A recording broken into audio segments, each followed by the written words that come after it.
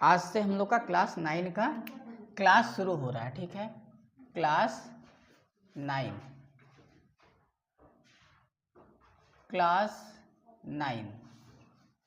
आज से क्लास 9 हम लोग शुरू कर रहे हैं 2025 और 26 परीक्षा के लिए। ये 2025 से 26 का बैच चलेगा, 2025-26, ठीक है। 2025 में हम लोग पढ़ना शुरू कर रहे हैं, जस्ट 2026 में हम लोग का इसी समय एग्जाम होगा। बात समझ में आया? तो शुरुआत करेंगे क्लास 9 का हम लोग मैथ्स से। किससे शुरू करने वाले हैं? मैथ्स, ठीक है। मैथ में जो सबसे पहला चैप्टर है, चैप्टर 1, इसका नाम क्या है? इसका नाम है संख्या, देखो, संख्या पद्धति, ठीक है। संख्या पद्धति, संख्या पद्धति को इंग्लिश में नंबर सिस्टम के नाम से जाना जाता है। किसके नाम से जाना जाता है? नंबर सिस्टम, ठीक है। किसके नाम से जाना जाता है? नंबर सिस्टम के नाम से जाना जाता है। हम लोग एकदम आराम से पढ़ेंगे, एकदम जीरो लेवल से समझ के धीरे धीरे, किसी भी प्रकार का कोई हड़बड़ी नहीं होगा, ठीक है। जहाँ जिसको नहीं समझ में आया वो हमसे तुरंत पूछेगा, जहाँ नहीं समझ में आया, ठीक है। चलो, तो पहला चैप्टर हम लोग का जो क्लास 9 में जो मैथ का बुक है, उसका पहला चैप्टर का नाम है संख्या पद्धति। और संख्या पद्धति को इंग्लिश में हम लोग बोलते हैं नंबर सिस्टम। यहाँ तक तो समझ में आ गया। अब चैप्टर 1 को, नंबर सिस्टम को पढ़ने से पहले हम लोग को समझना होगा कि संख्या क्या है और संख्या रेखा क्या है, ये समझना जरूरी है ना। देखो, हम लोग को पता है कि ये एक रेखा है। ये क्या है? एक रेखा। रेखा उसे कहते हैं जिसके दोनों तरफ तीर का एक साइन लगा हो, तीर का चिन्ह लगा हो, यानी तीर बना हुआ हो। इसका मतलब है इस रेखा को हम लोग इधर भी बढ़ा सकते हैं अनंत तक, और इधर भी बढ़ा सकते हैं अनंत तक। अनंत तक का मतलब होता है इनफाइनाइट तक, जिसका हम लोग का सिंबल होता है इस प्रकार का, इसको अनंत बोलते हैं। क्या बोलते हैं? अनंत। मतलब ये कहाँ तक जाएगा उसका कोई अंत नहीं है, जितना जरूरत है उतना बढ़ा के हम लोग ले लेंगे। तो ये हो गया रेखा। इस रेखा पे अगर हम लोग कुछ भी संख्या लिख दें, मान लेते हैं हम इसका संख्या लिखे 0, 0 भी एक संख्या है, और 0 के दाहिना ओर यानी राइट ओर जो भी लिखेंगे वो सारा प्लस में आएगा, यानी +1, +2, +3, +4, ये डॉट डॉट डॉट बहुत तक जा सकता है, अनंत तक जाएगा। 0 के बायां ओर जो भी लिखेंगे वो घटेगा, इधर बढ़ता है और 0 के बायां में घटता है। और घटने का मतलब नेगेटिव में लिखेंगे, माइनस में लिखेंगे, तो इधर सारा चीज़ माइनस में आएगा, ये भी डॉट डॉट करके अनंत तक जाएगा। तो ये हो गया हम लोग का रेखा, उस पर हम लिख दिए संख्या, तो इस पूरे को बोलते हैं संख्या रेखा। इतना तो समझ में आ गया कि संख्या रेखा किसे कहा जाता है ना। अब इसमें संख्या बहुत प्रकार का है। एक तो 0 के दाहिने तरफ जो है, इस तरफ जो है, उसको बोलते हैं धनात्मक संख्या, और 0 के बायां ओर जो संख्या लिखा है इसको बोलते हैं ऋणात्मक संख्या। धनात्मक संख्या को इंग्लिश में बोलते हैं पॉजिटिव नंबर। क्या बोलते हैं? Positive number. तो यहाँ से जो हम लोग का ये आया, ये धनात्मक संख्या है जो देख रहे हैं, और इधर जो लिखा हुआ ये ऋणात्मक संख्या है। और 0 को बोलते हैं शून्य संख्या। क्या बोलते हैं? शून्य। 0 एकमात्र ऐसा संख्या है जिसके में प्लस और माइनस किसी प्रकार का चिन्ह नहीं लिखा जाता है। हम लोग 0 लिखेंगे तो ना तो प्लस का साइन लिखना है ना तो माइनस, यानी 0 आंसर आ गया तो माइनस में 0 नहीं आएगा, बस 0 आएगा। बात समझ में आ गया? तो यहाँ से हम लोग का ये जो नंबर है, इसको बोलते हैं हम लोग धनात्मक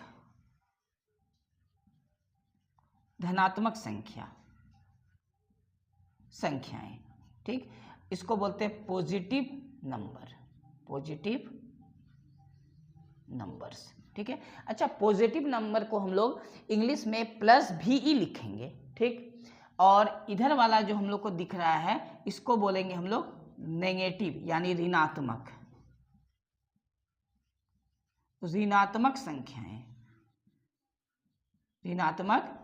संख्याएं। इसको हम लोग बोलेंगे नेगेटिव। नेगेटिव को इंग्लिश में हम लोग -VE से डिनोट करेंगे, -VE है ना, नंबर्स। देखो, इसको पढ़ेंगे नेगेटिव नंबर, इस पूरा को नेगेटिव पढ़ेंगे, हिंदी में पढ़ेंगे ऋणात्मक संख्याएं। इस पूरा को हम लोग पॉजिटिव पढ़ेंगे और नंबर को मतलब संख्या पढ़ेंगे। हिंदी में धनात्मक संख्या, तो ये हो गया धनात्मक संख्या, ये हो गया ऋणात्मक संख्या। जीरो के दायां ओर जब संख्या बढ़ता है तो उसका वैल्यू भी बढ़ता है। जैसे 1 से बड़ा होता है 2, 2 से बड़ा होता है 3 और 3 से बड़ा होता है 4। तो जैसे जैसे हम लोग इधर दायां ओर बढ़ेंगे संख्या का वैल्यू भी क्या होगा, धीरे धीरे बढ़ेगा। ठीक है, जैसे कि प्राकृतिक संख्या गिनती है तो बढ़ेगा। लेकिन जीरो से हम लोग जब बायां ओर आएंगे, है ना, इधर लेफ्ट की ओर आएंगे तो हम लोग का वैल्यू घटेगा। क्या होगा, घटेगा। यानी माइनस में जो संख्या जितना बड़ा दिखेगा वो एक्चुअल में वो छोटा माना जाएगा। जैसे जीरो के जस्ट बाद बायां ओर क्या है, -1 है, तो ये जीरो से छोटा है। ठीक, -1 के जस्ट बायां ओर आएंगे तो क्या होगा, -2 आएगा। तो -2 यहाँ छोटा है और -1 यहाँ बड़ा है। -2 से -1 बड़ा है। बात समझ में आ रहा है। -3 -2 से छोटा है, -3 -2 से छोटा है और -2 -3 से बड़ा है। ठीक है, और ये जीरो को बोलते हैं शून्य संख्या। क्या बोलते हैं, शून्य संख्या, है ना। अब आते हैं समझने के लिए। जैसे कि हम बोले ये 2 है, ये 3 है, बड़ा कौन है, तो बोलेंगे 3। लेकिन अगर -2 और -3 में बड़ा कौन है, तो -2। बात समझ में आया। यानी माइनस लगते के साथ चीज क्या हो जाता है, छोटा हो जाता है या बड़ा हो जाता है, जस्ट उल्टा हो जाता है। ठीक है, क्या हो जाता है, उल्टा। जैसे 59 और -2 में कौन बड़ा है, तो -2 बड़ा है। क्या है, -2। ये बात समझ में आ गया। अब क्या होता है कि पॉजिटिव हमेशा नेगेटिव से बड़ा होगा, यानी प्लस वाला माइनस से हमेशा क्या होगा, बड़ा होगा। यानी माइनस में जब इधर आएंगे, माइनस से जीरो की ओर आएंगे तो संख्या का वैल्यू बढ़ेगा। जब माइनस में हम जीरो की ओर आएंगे तो संख्या का वैल्यू बढ़ेगा।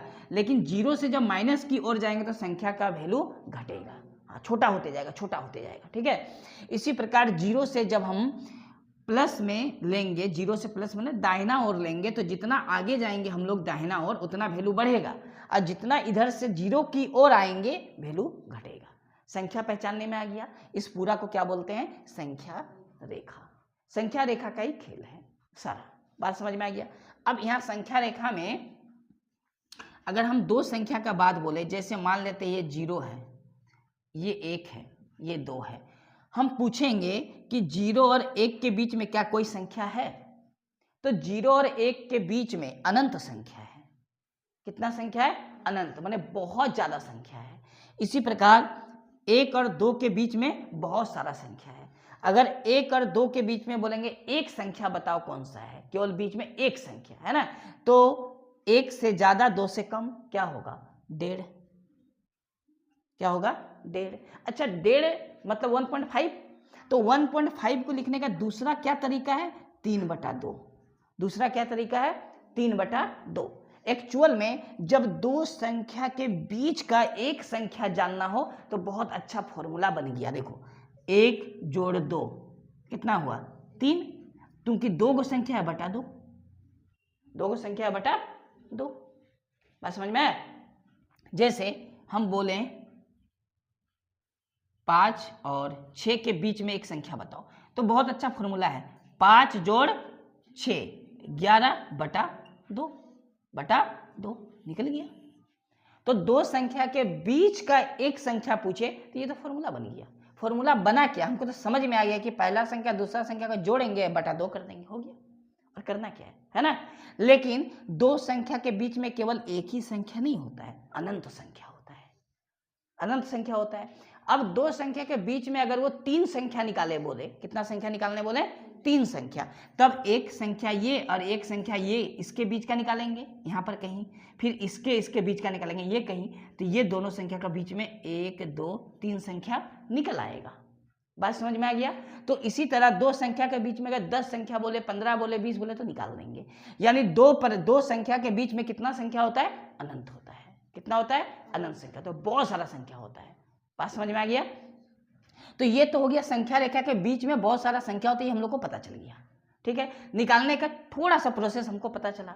अगर मान लेते हैं कि पहला संख्या 1 दूसरा 2 है, बीच का पूछे, तो पहला को अगर a से डिनोट कर दें या प्रकट कर दें और दूसरा को b से, तो फॉर्मूला क्या बन गया, a प्लस बी अब बटा में 2। ये क्या बन गया, एक फॉर्मूला बन गया। a क्या है, पहला संख्या, 2 क्या है, b क्या है, दूसरा संख्या, हो गया। किसी किसी किताब में इसको a b ना मान के वो r और s माना है, यानी r जोड़ s बटा 2। ये भी तो एक फॉर्मूला, हम कुछ भी माने, पहला को r दूसरा को s, क्या फर्क पड़ता है, कुछ, है ना। इसीलिए अगर पहला संख्या और दूसरा संख्या को जोड़ के बटा 2 करना, हाँ बटा 2 हमेशा। कारण क्या है बटा 2 का, क्योंकि एक और एक कई नंबर है, 2 नंबर है, इसीलिए बटा में क्या देना है, 2 देना है। बात समझ में आ गया। चलो ये तो हो गया। अब संख्या पद्धति में हम लोग जानेंगे कुछ संख्या के बारे में। जैसे जो संख्या 1 से शुरू होता है और अनंत तक जाता है, ऐसी संख्या को प्रकृति संख्या कहते हैं। लेकिन जो संख्या 0 से शुरू होकर चलता है, 0 1 2 3 4, उसे क्या कहते हैं, वो अभी जानेंगे, उसे पूर्ण संख्या कहते हैं, है ना। लेकिन जो संख्या में 0 भी आता हो, प्लस 1 2 3 भी आता हो और माइनस 1 2 3 भी आता हो, उसे हम लोग पूर्णांक कहते हैं, ठीक है। इसी प्रकार सम संख्या, विषम संख्या, भाज्य संख्या, अभाज्य संख्या, इसके अलावा अभाज्य संख्या, अभी सब संख्या का डिस्कस कर लेते हैं हम लोग, तब जाके हम लोग सवाल पे आते हैं। बात समझ में आया, उतारो। संख्या पद्धति में सबसे पहले हम लोग को सीखना है प्रकृति संख्या, ठीक। बहुत जन को पता होगा, या प्रकृति भी लिखा रहता है कहीं, ठीक है, प्रकृति भी लिखा रहता है, प्रकृत संख्या या संख्याएं कर सकते हैं, ठीक। देखो प्राकृतिक संख्या जो होता है, इसको इंग्लिश में हम लोग नेचुरल नंबर बोलते हैं, ठीक है। क्या बोलते हैं, नेचुरल नंबर। और प्राकृतिक संख्या को हम लोग n से प्रकट करते हैं, n से।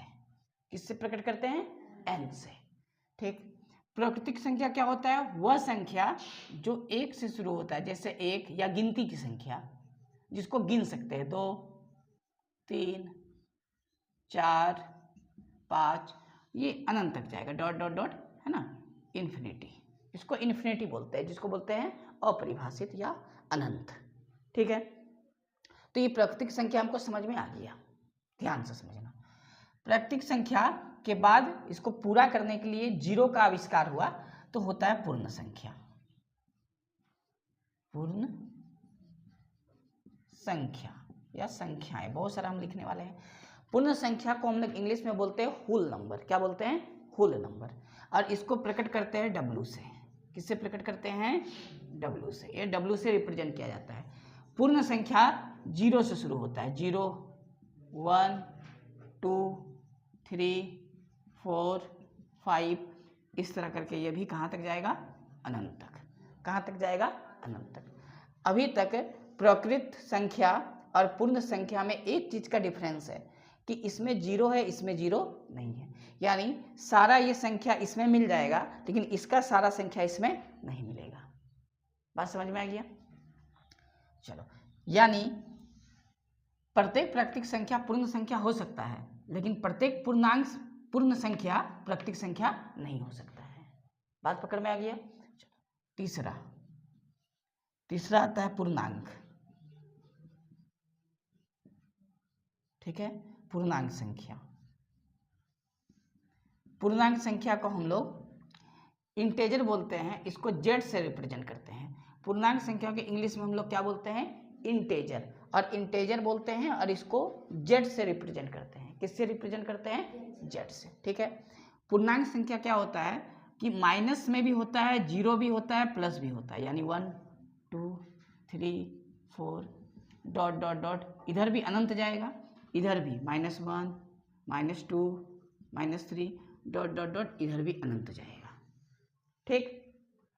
पूर्णांक संख्या 0 भी होता है, प्लस में भी मान आता है, माइनस में भी आता है। ये पूरा जो संख्या रेखा में दिखाया गया था वो सारा पूर्णांक है, जिसको इंग्लिश में हम लोग इंटेजर बोलते हैं। क्या बोलते हैं, इंटेजर। ये तो हो गया पूर्णांक संख्या, ठीक है। पूर्णांक संख्या संख्या रेखा पे ही होता है। चौथा, परिमेय संख्या। परिमेय संख्या, संख्याएं। परिमेय संख्या को ऐसे हम लोग जल्दी रिप्रेजेंट करने के लिए नहीं बोलता, फिर भी हम बता रहे हैं, ये कैपिटल Q से रिप्रेजेंट करते हैं, ठीक है, परिमेय संख्या को, ठीक है। रिप्रेजेंट करने वाला हम लोग का 1 2 3 ही इंपॉर्टेंट है, बाकी नहीं पूछता है। तो आखिर परिमेय संख्या क्या है, तो वैसी संख्या जिसको P/Q के रूप में लिख सकते हैं, है ना, जिसको P/Q के रूप में लिख सकते हैं। जैसे P और बटा Q, एग्जाम्पल के लिए 1/4, 2/5, ठीक है। केवल एक संख्या जैसे 7, ये भी अपने आप में एक परमेय संख्या है, क्योंकि इसके बटे के नीचे 1 होता है, 1 होता है। बस बटे के नीचे कभी भी 0 नहीं हो सकता है, बटे के नीचे कभी भी 0 नहीं हो सकता है। जैसे 22/7, ये भी एक परमेय संख्या है। जैसे 0 भी परमेय संख्या है, क्योंकि इसका बटा के नीचे क्या है, 1 है। बात समझ में आया? क्योंकि जो संख्या सिंगल दिख रहा है एक्चुअल में बटा के नीचे सब में 1 होता है, बटा देखिए 1 लिख सकते हैं। यानी ये भी परमेय संख्या, ये भी है, ये भी है। इसके अलावा माइनस में भी कोई संख्या हम मान लेते हैं 3/5, तो भी परमेय संख्या है, या -11 तो भी परमेय संख्या है। यानी परमेय संख्या जो होता है वो माइनस में भी लिखा जा सकता है, प्लस में भी लिखा जा सकता है और 0 में भी लिखा जा सकता है। बात समझ में आया? परिभाषा पूछे कि परमेय संख्या किसे कहते हैं, तो बोलना है वैसी संख्या जिसे P/Q के रूप में लिखा जा सकता है उसे परमेय संख्या कहते हैं। तो P और Q क्या है? P और Q इंटेजर है, यानी पूर्णांक है। P और Q क्या है? पूर्णांक है। क्यों पूर्णांक है? क्योंकि देखो माइनस में भी तो लिख सकते हैं, तो जब -3 आया तो पूर्णांक में तो -3 भी आ रहा, जब 5 आया तो 5 भी तो पूर्णांक में आ जाएगा। इसीलिए हम लोग बोलेंगे कि नहीं, पूर्ण संख्या तो नहीं हो पाएगा, क्योंकि पूर्ण संख्या माइनस में नहीं होता है ना। तो यहाँ पर अगर हमसे पूछे कि क्या है, तो हम बोल सकते हैं जहाँ P और Q पूर्णांक है, क्या है? पूर्णांक है, तथा बटे के नीचे कभी भी 0 नहीं हो सकता है, इसीलिए Q का मान कभी भी 0 नहीं होगा। बराबर को काट दिए, मतलब Q का मान कभी भी 0 के बराबर नहीं होगा। ये कंडीशन है किसके लिए?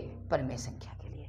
तो परमेय संख्या वो संख्या है जिसे P/Q यानी बटे के रूप में लिखा जा सकता है, और सिंगल नंबर भी परमेय संख्या होता है, लेकिन बटा के नीचे कभी भी 0 नहीं आएगा, जैसे Q का मान 0 कभी भी नहीं होगा। लेकिन बटा के ऊपर 0 हो सकता है, क्योंकि 0 को लिख सकते हैं 0/1। बोलो, परमेय संख्या कंप्लीट हो गया, कोई दिक्कत नहीं है। अब आते हैं हम लोग अपरमेय संख्या। तो अपरमेय संख्या किसे कहते हैं? जिसे P/Q के रूप में नहीं लिखा जा सकता है, ठीक। जैसे अपरिमेय संख्याएं, ठीक है, इरेशनल नंबर। अच्छा, अपरिमेय संख्या को इंग्लिश में क्या बोलते हैं? Irrational number. अब परमेय संख्या को इंग्लिश में बोलते हैं रेशनल नंबर। क्या बोलते हैं? Rational number. और इसको बोलते हैं इरेशनल नंबर, ठीक है। तो परमेय संख्या वो होता है जिसे P/Q के रूप में व्यक्त नहीं किया जा सकता है। जैसे पाई एक परमेय संख्या, अपरमेय संख्या है। जैसे √2 ये एक अपरमेय संख्या है। जैसे √3 ये एक अपरमेय संख्या है। जैसे √5 ये एक अपरमेय संख्या है। उसी प्रकार जिसका वर्गमूल ना हो वो सारा अपरमेय संख्या होता है। जिसका वर्गमूल ना हो वो सारा क्या होता है? अपरमेय संख्या होता है। जैसे 0.10 100 100 उसके बाद 1, तो ये चलते जा रहा, तो ये भी क्या है? अपरमेय संख्या है। यहाँ हम लोग देख रहे हैं कि चीज़ रिपीट हो रहा है, लेकिन 0 बढ़ते जा रहा है ना। जब एक ही जैसा 0 बढ़ता तब कुछ हम लोग सोचते हैं, लेकिन इसमें तो सोचने का जगह नहीं है, क्योंकि ये बढ़ते जा रहा है 0, है ना। इसके बाद 4 0 आएगा, फिर 1 आएगा, तो ये नंबर जो हमको दिख रहा है पॉइंट के बाद, ये हम लोग का अपरमेय संख्या में आएगा, परमेय में कभी नहीं आएगा, क्योंकि ये बटा के रूप में व्यक्त नहीं कर सकते, और ये इसका वर्गमूल निकलता नहीं है। तो जिसका वर्गमूल निकलेगा नहीं वो हमेशा क्या होता है? अपरमेय होता है। यहाँ तक कि पाई भी क्या होता है? अपरमेय होता है। बात समझ में आ गया? कोई दिक्कत नहीं है। तो हम लोग का देखो परमेय संख्या, अपरमेय संख्या कंप्लीट। अब आते हैं सम संख्या। सम संख्या सभी को पता होना चाहिए, ये शुरू से ही पता होना चाहिए। सम संख्याएं, ठीक।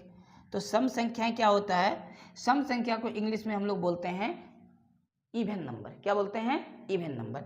जो 2 के टेबल में डिवाइड हो जाए, 2 4 6 8 10 12 14 16 18 20 22, इसी तरह करके वो चलते जाएगा, ये इन्फिनिटी तक जाएगा, है ना। इसको क्या बोलते हैं? सम संख्या। सम संख्या ऐसा नहीं समझना कि 2 तक, 2 का पहाड़ा में आता तो 20 तक समाप्त हो जाएगा, नहीं। जो 2 से डिवाइड हो जाएगा, जैसे 100 वो भी सम संख्या 2 से डिवाइड हो जाएगा। 512 भी सम संख्या, क्योंकि 2 से डिवाइड हो जाएगा, ठीक है। अब इसका अपोजिट आ जाते हैं विषम संख्या में। विषम संख्याएं, विषम संख्याएं। तो विषम संख्याएं क्या है? विषम संख्या को इंग्लिश में हम लोग ओड नंबर बोलते हैं। क्या बोलते हैं? Odd number. तो गिनती का जो संख्या होता है, ये जो नेचुरल नंबर है, ये नेचुरल नंबर में ये जो सम संख्या है, इसके अलावा जो संख्या बचेगा वो सारा विषम संख्या होता है। ठीक, तो 2 के अलावा क्या बचा? 1 बचा, उसके बाद क्या बचा? 3 बचा, 5 बचा। तो ये हो गया 1 3 5 7 9 11 13, ये भी डॉट डॉट करके जाएगा इस तरह। ठीक है, यानी जो 2 के टेबल में डिवाइड नहीं होगा वो सारा क्या होता है? विषम संख्या। और जो 2 से डिवाइड होगा वो क्या होता है? सम संख्या। बात समझ में आ गया? तो हम लोग का सम विषम हो गया। अब आते हैं हम लोग अभाज्य संख्या में। अभाज्य संख्याएं, अभाज्य संख्या, अभाज्य संख्याएं को इंग्लिश में हम लोग बोलते हैं प्राइम नंबर। क्या बोलते हैं? Prime number. ठीक है, अभाज्य संख्या क्या होता है? जो केवल 1 से और अपने आप से डिवाइड होगा उसको हम लोग बोलते हैं अभाज्य संख्या। जो केवल 1 से और अपने आप से डिवाइड होगा उसे बोलते हैं अभाज्य संख्या। ठीक है, तो अभाज्य संख्या में सबसे पहला अभाज्य संख्या 1 से नहीं शुरू होता है बल्कि 2 से शुरू होता है। कहाँ शुरू होता है? 2 से। यानी पहला अभाज्य संख्या क्या होता है? 2 होता है। इसके बाद 3 आएगा, 5 आएगा, 7 आएगा, 9 नहीं आएगा। 9 तो 3 से भी डिवाइड होता है ना, तो 9 नहीं होगा। 11 आएगा, 13 आएगा, 17 आएगा, 19 आएगा, 23 आएगा, 29 आएगा, 31 आएगा, 37 आएगा, 41 आएगा, 43 आएगा। ठीक है, उसके बाद 47 आएगा और आगे भी आएगा। ठीक है, तो अभाज्य संख्या हम लोग को पता चल गया। इसमें से एकमात्र सम अभाज्य संख्या 2 है, बाकी सब विषम है। बाकी सब कैसा है? विषम है। एकमात्र सम अभाज्य संख्या क्या है? 2, बाकी सब क्या है? विषम। बात समझ में आ गया? तो ये हो गया अभाज्य संख्या। ठीक है, अब आता है एक संख्या जिसको बोलते हैं सअभाज्य संख्या। क्या बोलते हैं? सअभाज्य संख्या। तो वो भी थोड़ा सा समझ लेते हैं हम लोग। सअभाज्य संख्या, सअभाज्य संख्याएं। ठीक है, सअभाज्य संख्या को इंग्लिश में को प्राइम नंबर बोलते हैं। क्या बोलते हैं? को प्राइम नंबर। ठीक है, को प्राइम नंबर में 2 नंबर होना जरूरी है। 2 नंबर होना जरूरी है। जैसे 2 और 3, तो को प्राइम नंबर उसे बोलते हैं, यानी सअभाज्य संख्या उसे बोलते हैं जो दोनों का एचसीएफ 1 हो। दोनों संख्या का एचसीएफ क्या हो? 1 हो, यानी दोनों में 1 के अलावा कुछ भी कॉमन ना हो। ठीक है, जैसे 3 5, इन दोनों में कुछ भी कॉमन नहीं है। 3 और 5 में केवल 1 कॉमन है। तो जिसका एचसीएफ 1 हो, या ऐसा समझ लेते हैं कि दोनों का में कॉमन 1 हो, कुछ कॉमन ही ना हो। ठीक है, तो वो होता है सअभाज्य संख्या, जिसमें कॉमन क्या होना चाहिए? केवल 1, यानी कुछ भी कॉमन नहीं है। 1 तो सब में होता है ना। चलो, इसी तरह कुछ भी नंबर ले लेते हैं, जैसे 7 और 11, 2 और 9। अब समझना है, 2 भी 9 है, दोनों में कॉमन कुछ नहीं है। ठीक है, जैसे 4 और 15, 4 और 15, 4 और 15 में कुछ भी कॉमन नहीं है 1 के अलावा, यानी 4 और 15 का जब हम लोग एचसीएफ निकालेंगे तो क्या आएगा? 1 आएगा। इन सब का एचसीएफ 1 होता है। एचसीएफ जोड़ा जोड़ा में क्या आता है? 1 आता है। तो ऐसा संख्या का जोड़ा जिसका एचसीएफ 1 हो उसे हम लोग सअभाज्य संख्या कहते हैं। बात समझ में आ गया? क्या बोलते हैं? सअभाज्य संख्या। कोई दिक्कत नहीं है। अब आते हैं हम लोग एक भाज्य संख्या में। किसमें आते हैं? भाज्य संख्या में। भाज्य संख्या ये लिखा हुआ है, क्या लिखा हुआ है? भाज्य संख्या, है ना। ये क्या लिखा हुआ है? भाज्य संख्या।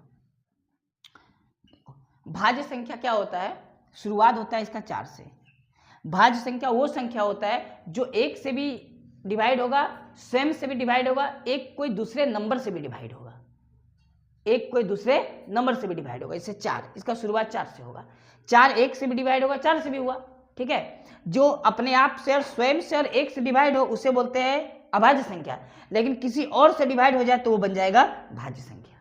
जैसे इसके बाद 6, 6 के बाद 8, 8 के बाद 9, 9 के बाद 10, 10 के बाद 12। ठीक है, ये सारा नंबर जो हम यहाँ लिख दिए ये सब क्या है? भाज्य संख्या। तो भाज्य संख्या का परिभाषा क्या हुआ? ये डॉट डॉट तक जाएगा।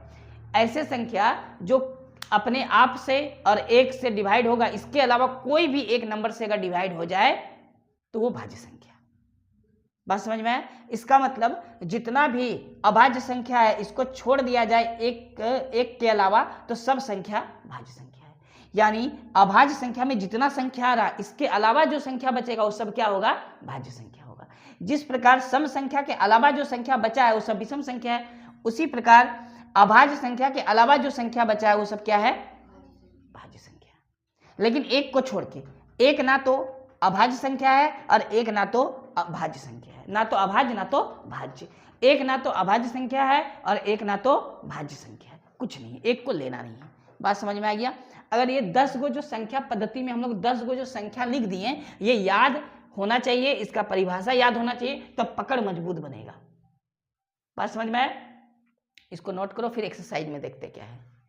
उदाहरण 1 से हम लोग समझेंगे, पहले एक्सरसाइज बाद में शुरू करेंगे। ठीक, उदाहरण 1 में लिखा है नीचे दिए कथन सत्य है या असत्य, कुछ कारण भी बोलना है। ठीक है, एग्जाम्पल में कारण लिखा हुआ है और बिल्कुल समझ में आएगा। तो पहला 1 नंबर एग्जाम्पल का 1 नंबर में लिखा है प्रत्येक पूर्ण संख्या एक प्राकृतिक संख्या होती है। तो पूर्ण संख्या प्रत्येक पूर्ण संख्या प्राकृतिक संख्या नहीं होती है, क्योंकि पूर्ण संख्या में 0 होता है, प्राकृतिक संख्या में 0 नहीं होता, ये कारण मिल गया। दूसरा क्वेश्चन है प्रत्येक पूर्णांक एक परिमेय संख्या होती है। तो जितना भी पूर्णांक है सबको तो बटे के रूप में लिखा जा सकता है, क्योंकि कुछ नहीं, मतलब बटे के नीचे क्या होता है? 1 होता है, तो ये सत्य होगा। तीसरा है प्रत्येक परिमेय संख्या एक पूर्णांक होती है, तो नहीं होती है, क्योंकि परिमेय संख्या बटा में होता है लेकिन पूर्णांक बटे में नहीं होता है। जैसे 3/2 है, ये तो हम लोग का पूर्णांक नहीं होगा ना, ये तो परिमेय संख्या है। यानी जो एग्जाम्पल है, एग्जाम्पल 1, इसका जो पहला नंबर क्वेश्चन है इसमें आंसर हो जाएगा असत्य। ये दिया हुआ है, एग्जाम्पल तो बना हुआ है ना, असत्य। अच्छा, कारण क्या है? कारण लिखा है क्योंकि 0 एक पूर्ण संख्या परंतु प्राकृतिक संख्या नहीं है। इसी प्रकार जो दूसरा वाला है इसका आंसर हो जाएगा सत्य। क्या हो जाएगा? सत्य। अच्छा, सत्य हुआ तो कारण भी पूछा है, तो कारण लिखना है कि हम लोग a को a/1 के रूप में लिख सकते हैं, या m को m/1 के रूप में लिख सकते हैं, है ना, यही इसका कारण है। तीसरा, तो तीसरा का आंसर हो जाएगा असत्य। क्या हो जाएगा? असत्य। हम जो पढ़ाए अभी तुरंत संख्या के बारे में, उसी से आंसर निकल आएगा ये तीनों का, है ना, क्योंकि बोला है 3 नंबर में प्रत्येक परिमेय संख्या एक पूर्णांक होती है, तो नहीं। क्यों नहीं होती है? क्योंकि समझना है, अगर मान लिया जाए 3/5 है, तो 3/5 है, ये तो हम लोग का परिमेय संख्या है, लेकिन पूर्णांक के बटा के नीचे कुछ नहीं होता है। हम लोग पूर्णांक मतलब इंटेजर जो सीखे थे, इंटेजर क्या था? इंटेजर में इस तरह का हम लोग का नंबर लाइन, अगर इंटेजर को बना ले, ये अगर 0 है तो इधर -1 है, तो इधर 1 है, इधर अगर 2 है तो इधर -2, इस तरह होता है ना। कहाँ यहाँ कुछ बटा के नीचे कोई संख्या, 1 के अलावा कुछ नहीं होता है बटा के नीचे, इसीलिए ये क्या हुआ? असत्य हुआ। बात समझ में आया? कारण बाकी लिखना है, जो कारण देख के लिख लो, किताब में दिया, लेकिन असत्य असत्य हम लोग को समझ में आ गया। तो एग्जाम्पल 1 कंप्लीट हो गया, है ना। एग्जाम्पल 2 बनाएंगे, है ना। देखो एग्जाम्पल 2 को पहले समझते हैं ना, एग्जाम्पल 2 को समझेंगे तो एक्सरसाइज बन जाएगा। क्या लिखा है एग्जाम्पल 2 में? इसमें लिखा है 1 और 2 के बीच की 5 परिमेय संख्याएं बताइए, है ना। तो पहले क्वेश्चन समझते हैं। 1 और 2 के बीच कितनी परिमेय संख्या? 5।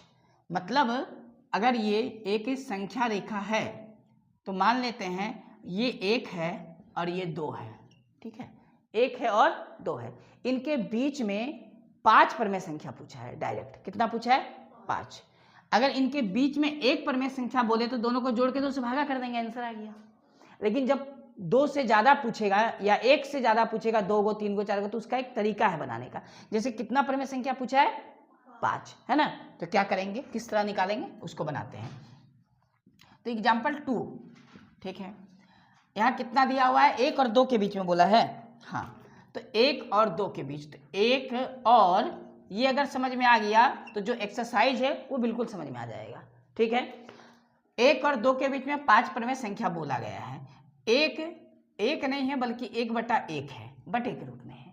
और ये परिमेय संख्या बोला है, तो परिमेय संख्या किस रूप में होता है? बटे के रूप में। तो हम लोग को सबसे पहले किस रूप में लिख के रखना है इसको? बटे के रूप में। तो बटा अगर है पहले से, जैसे मान लिया जाए अगर वो बोलेगा 3/2 और 5/3 के बीच में, ठीक है, इसके बीच में, तो बताइए, तो परिमेय संख्या ऑलरेडी है क्योंकि बटा में दिया है। ये भी परिमेय संख्या है, बटा में दिख नहीं रहा, तो बटा के नीचे क्या दे देंगे? 1 दे देंगे, और पहले से है तो नहीं देंगे, ठीक है। और ये 2 है ना, मतलब क्या है? 2/1। तो सबसे पहला कंडीशन होना चाहिए परिमेय संख्या बीच में निकालने के लिए किसी भी दो संख्या के बीच का प्रमेय संख्या निकालने के लिए वो देखना है कि वो बटा में है या नहीं है। अगर नहीं है कुछ तो 1 दे के बटा में कर दिए। उसके बाद दूसरा नंबर पे देखना है कि बटा के नीचे बराबर है कि नहीं। बराबर का मतलब एक जैसा संख्या है कि नहीं। जैसे 1 के बटे के नीचे 1 है और 2 के बटे के नीचे भी 1 है, तो दोनों बटा के नीचे जो नंबर है वो दोनों एक जैसा है कि नहीं है। अगर एक जैसा है तो ठीक है, अगर एक जैसा नहीं है तो एक जैसा करेंगे, एक जैसा करेंगे। यानी बटा का नीचे संख्या क्या होना चाहिए, बराबर होना चाहिए, एक जैसा होना चाहिए। बात समझ में आ गया, एक जैसा होना चाहिए। जैसे यहाँ एक जैसा नहीं है, यहाँ 2 है, यहाँ 3 है, तो इसको एक जैसा करना पड़ेगा। कैसे करेंगे वो जब सवाल आएगा तो हम बता देंगे करेंगे कैसे। ठीक है, यहाँ तक तो समझ में आ गया। अब 1/1 और 2/1 इन दोनों के बीच में कितना प्रमेय संख्या बोला है निकालने, 5 प्रमेय संख्या बोला है। जितना भी प्रमेय संख्या बोलेगा इससे एक अधिक ले लेना संख्या, यानी 5 से एक अधिक कितना हो जाएगा, 6। जितना भी प्रमेय संख्या बोलेगा उससे जस्ट एक अधिक संख्या ले लेना। 5 बोला है तो 6, और उस 6 से इस प्रमेय संख्या को ऊपर और नीचे मल्टीप्लाई कर देना, इसके भी ऊपर और नीचे मल्टीप्लाई यानी गुना कर देंगे। ठीक, मान लेते हैं अगर 3 प्रमेय संख्या बोलता तो हम यहाँ और यहाँ 4 से गुना करते। कितना से गुना करते, 4 से, एक अधिक लेना है। अगर 7 प्रमेय संख्या बोलता तो हम कितना से गुना करते हैं, 8 से, एक ज्यादा लेके ही चलना है हर बार। बात समझ में आ गया। उसके बाद तुरंत निकल जाएगा। गुना करेंगे, 6 बटा कितना आया, 6। नीचे बराबर होना चाहिए हर हाल में। अगर नीचे बराबर है तो ठीक है, नहीं तो फिर बराबर करना है। 6 दूनी कितना हुआ, 12/6, है ना। नीचे हर हाल में बराबर है तो नीचे से तो कोई ज़्यादा लेना देना नहीं है, बराबर आ गया। लेकिन ऊपर ध्यान से देखो, ये 6 से कहाँ तक गया है, 12 तक गया है। तो 6 से 12 तक जाने में रास्ते में क्या क्या मिलेगा, 7 मिलेगा, 8 मिलेगा, 9 मिलेगा, 10 मिलेगा, 11 मिलेगा। देखो तो 5 संख्या मिला। 6 से 12 के जाने में रास्ते में क्या क्या मिला, 6 के बाद 7 एक बार आया, 8 2 9 3 10 4 11 5, फिर तो पहुंच ही गए 12 तक। पहुंचे कि नहीं पहुंचे। तो ये सबसे आसान और सबसे सीधा और सिंपल तरीका है, हर बार सही आएगा। ठीक, देखो तो हम लिख सकते हैं 6/6 कोमा 7/6, नीचे तो 6 रहेगा ही, 8/6, 9/6, 10/6, 11/6, 12/6। ये 6/6 1 है, 12/6 2 है, क्योंकि 6 कम 6 एक बार में, 6 दूनी 12 दो बार में। तो ये 1 और 2 के बीच बोला है। 1 का मतलब 6/6 और 12/6 का मतलब 2, तो इन दोनों के बीच में यही संख्या आया कि नहीं आया। तो हम लोग लिख सकते हैं अतः 7/6।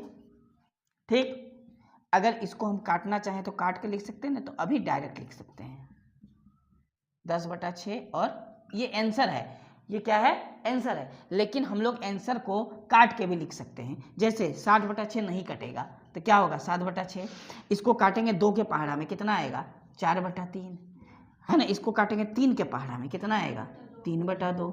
इसको काटेंगे 2 के पहाड़ा में कितना आएगा, 5/6। ये नहीं कटेगा तो 11/6। ये हम लोग का फ्रेश आंसर हो गया, एकदम फाइनल आंसर हो गया। ठीक है, ठीक।